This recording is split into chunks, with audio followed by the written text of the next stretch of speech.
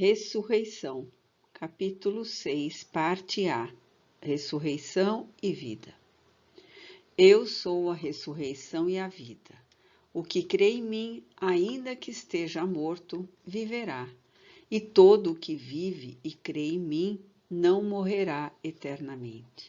João, capítulo 11, versículos 25 e 26. Chegada, porém, que foi a tarde daquele mesmo dia que era o primeiro da semana, estando fechadas as portas da casa onde os discípulos se achavam juntos, por medo que tinham dos judeus, veio Jesus e pôs-se em pé no meio deles e disse-lhes: Paz seja convosco. Depois do Calvário. João, capítulo 20, versículo 19. Primeiro, quando ainda vivendo sobre a terra, eu às vezes deixava o pensamento divagar até a tortura, meditando na aspereza do desgosto que teria atingido o coração dos discípulos do Senhor no dia da sua morte. Meu coração se confrangia ao ler as páginas tocantes, quando eu mesmo me deixava arrebatar pelo sonho de estar presente em Jerusalém no dia trágico do Calvário, para algo tentar em benefício daquele por quem me sentia capaz de dar a própria vida. Só mais tarde, regressando à vida espiritual, passei a meditar de preferência na apoteose da ressurreição, em vez de me deter compungido aos pés da cruz. E então passei a compreender melhor a alegria que se seguiu ao desgosto no coração dos mesmos discípulos, que se vinham sobressaltando de choque em choque desde a hora em que renunciaram a si mesmos para se dedicarem àquele que era o caminho, a verdade e a vida. Ora, eu conhecera em Odessa, nota explicativa 49, cidade à época, parte da Rússia, atual nação Ucrânia, no Mar Negro, com comércio e indústrias importantes, metalurgia, etc. Durante minha juventude, um jovem estudante de filosofia, com quem costumava trocar ideias sobre o advento de Jesus entre os homens. Chamava-se Boris Pietrovitch e preparava-se para ingressar em certo monastério de Kiev, pois era piedoso e profundamente idealista. Afirmava que aspirava a entregar-se definitivamente a Deus, ordenando-se para exercer o ministério das práticas cristãs. Mas, Boris, poderás praticar os ensinamentos cristãos sem necessidade de te julgares ao sacerdócio, disse-lhe eu certa vez. Nem Jesus, nem seus apóstolos ou quaisquer discípulos tomaram ordens clericais ou foram padres no seu tempo. Ao contrário, observamos no Evangelho que sempre estiveram antagônicos com os sacerdotes da época, e tal como os apóstolos e os discípulos, que foram simples homens do povo, obscuros e sem destaque social, qualquer um de nós, em qualquer condição, poderá exercer os postulados evangélicos, bastando apenas cobrir-se de coragem para as reformas pessoais que a doutrina exige dos seus adeptos. E creio mesmo, paizinho, que fora das igrejas existem mais cristãos, ou, pelo menos, cristãos mais aproximados da realidade evangélica do que mesmo na sua comunidade. Contudo, replicou, sinto atração para a vida monástica e tomarei ordens. Creio que, afastando-me do contato pernicioso do mundo, amparado pela meditação e pela singeleza da vida claustral, estarei mais bem aquinhoado de forças para subjugar as paixões comuns ao gênero humano e mais serenamente, então, poderei entregar-me às tarefas religiosas. Eu discordava plenamente do modo de pensar de Boris. Acreditava mesmo que suas qualidades morais, tão nobres, que todos reconheciam, seriam embotadas no dia em que ele, ordenando-se, trocasse o ideal evangélico pela obediência a princípios dogmáticos, os quais, como ninguém ignora, são os fundamentos das igrejas oficialmente organizadas. No entanto, calava-me sem combatê-lo, porque reconhecia tanta sinceridade em seus propósitos e um idealismo tão puro. Ele próprio era tão gentil no trato com os amigos e os colegas que temia consterná-lo com opiniões desfavoráveis. 3 anos seguidos visitei Odessa durante minhas férias, afeiçoando-me a esse jovem. Mas depois não logrei novas férias ali e nunca mais o vi. No entanto, mais tarde, eu soube casualmente que Boris Petrovitch enfermara de uma tuberculose aguda e morrera logo depois de nossa separação, sem chegar a ingressar no mosteiro para seguir a vida religiosa como tanto desejara. Senti confranger-se-me o coração e durante muito tempo lembrei-me de dirigir a essa alma delicada os meus fraternos testemunhos de amizade, por meio de orações que levava a Deus em sua intenção, desejando-lhe alegrias e felicidades na residência celeste que lhe caberia como alma, filha de Deus, que retornara ao plano da sua origem. Com o decorrer dos anos, porém, multiplicando-se as peripécias da vida, outras preocupações se sobrepuseram às recordações da juventude, e Boris ficou esquecido. A verdade é que eu costumava sonhar com ele. Sonhava que continuávamos as discussões amistosas sobre o mesmo assunto e dele ouvia apreciações muito sábias a respeito do Evangelho, embora não conservasse a mínima lembrança do conteúdo de tais apreciações. E depois, nem mesmo em sonhos, eu o via mais. Esqueci-o completamente, ou, pelo menos, supunha que ele estava inteiramente esquecido pelo meu coração. No entanto, ao realizar a grande viagem do plano terrestre para o invisível, exatamente naqueles primeiros dias tão chocantes, quando ainda titubeantes de tudo receamos e permanecemos atemorizados, na expectativa do que se irá seguir, recebi a visita de Boris, tal qual como quando em Odessa. Ele ia passar as tardes comigo em casa de meus tios para conversarmos, debatendo alguma tese filosófica ou religiosa, enquanto saboreávamos o chá fumegante que aparávamos da torneirinha do samovar. Nunca te esqueci, Nick, acredita? Asseverou-me, apertando-me as mãos efusivamente, como se ainda fôssemos cidadãos terrenos.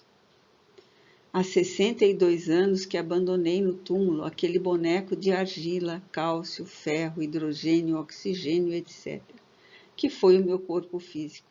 E, no entanto, recordo-me perfeitamente dos mínimos detalhes das nossas palestras.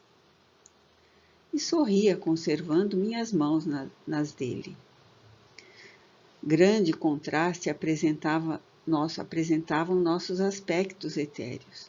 Se ambos conservávamos as aparências humanas no envoltório astral que agora era a nossa configuração, ele era o jovem de 20 anos e eu o ancião de 82.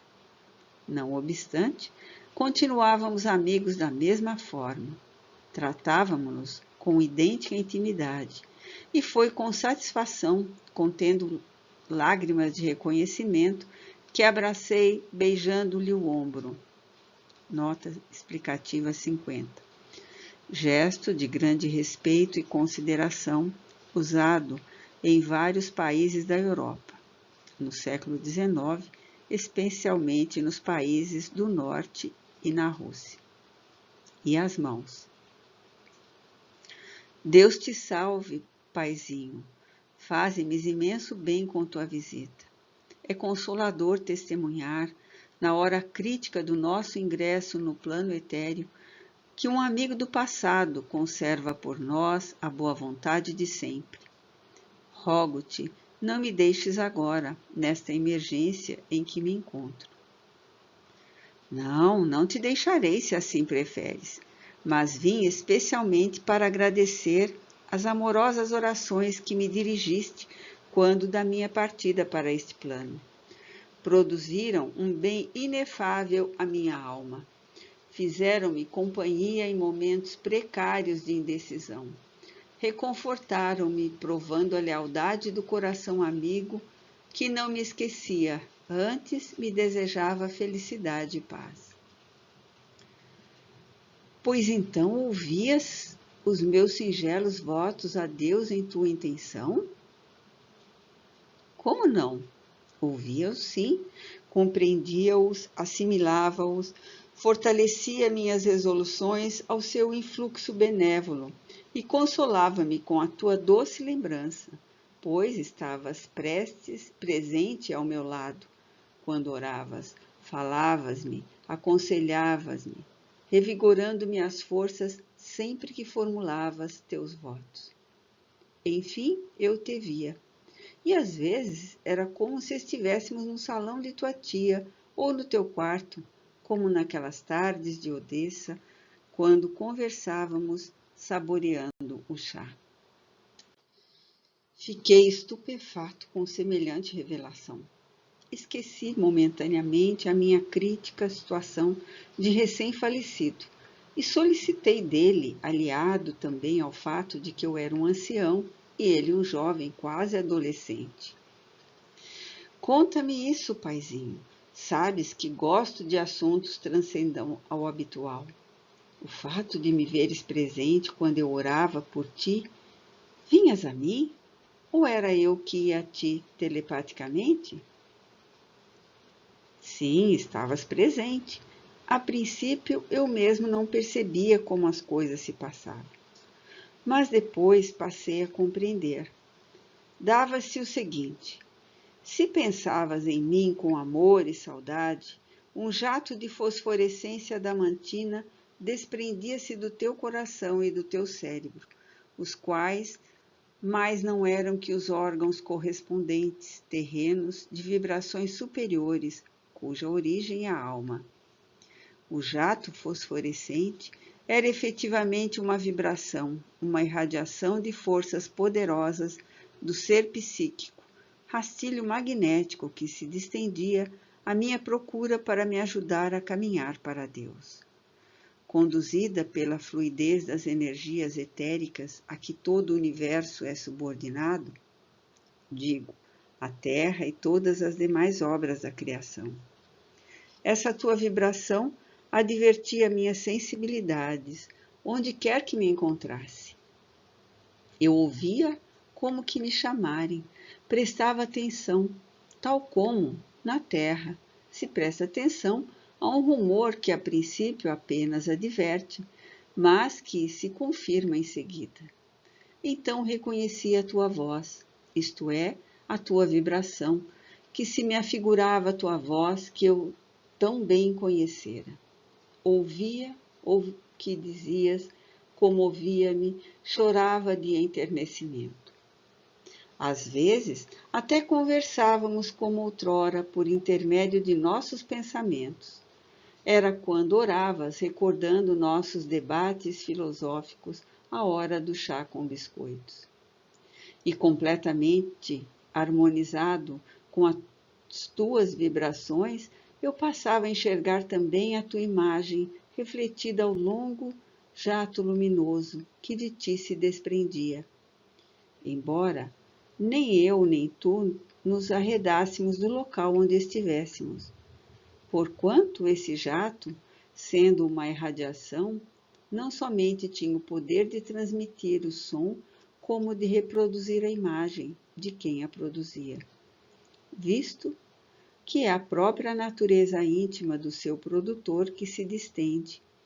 E assim eu te ouvia, compreendia teus pensamentos e sentimentos, reciprocamente recordávamos o passado e ressurgiam por uma associação de ideias relembradas a sala de tua tia em Odessa.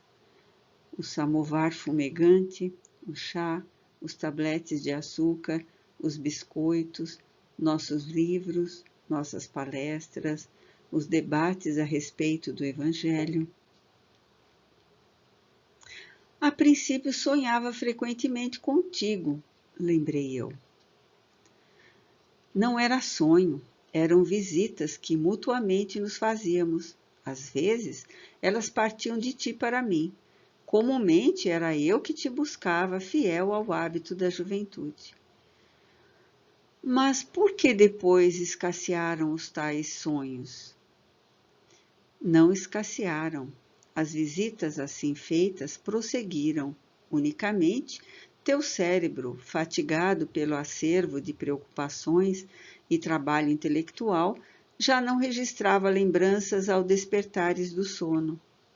Durante esses 62 anos em que estivemos separados pela morte, nossa afeição fortaleceu-se por uma assistência mútua contínua, graças ao teu sono, que nos permitia a convivência assídua, e as amorosas orações que fazias estabelecerem o elo de atração para essa reconfortadora possibilidade. A exposição de Boris Petrovich edificou-me e louvei então os momentos gratos em que nos demorávamos em palestras culturais sadias e também aqueles em que, pensando nele, logo depois de sua morte, concentrava-me no trabalho da prece a seu favor, com o coração dorido de saudade. Suave reconforto adoçou as incertezas do meu espírito ao obter tais informações.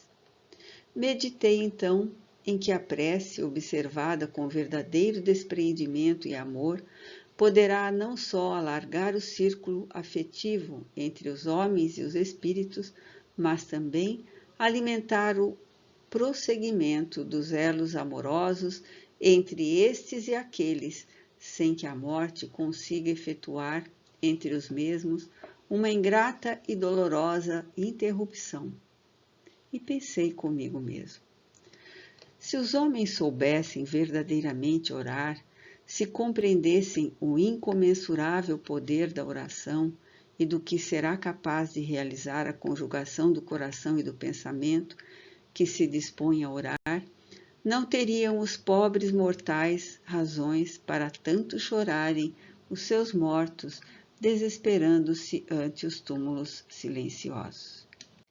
Segundo, muito reanimado, graças ao doce ensinamento singularmente obtido e depois observado, passei a alargar o meu círculo de relações de amizade no mundo etéreo, por meio da prece, certo de que, com o tempo, o meu pensamento ganharia vigores para conseguir planos mais depurados do infinito, onde eu poderia certamente comungar com seres celestes que me ajudariam nas caminhadas evolutivas do porvir, para cujo início ainda não me sentia bastante encorajado.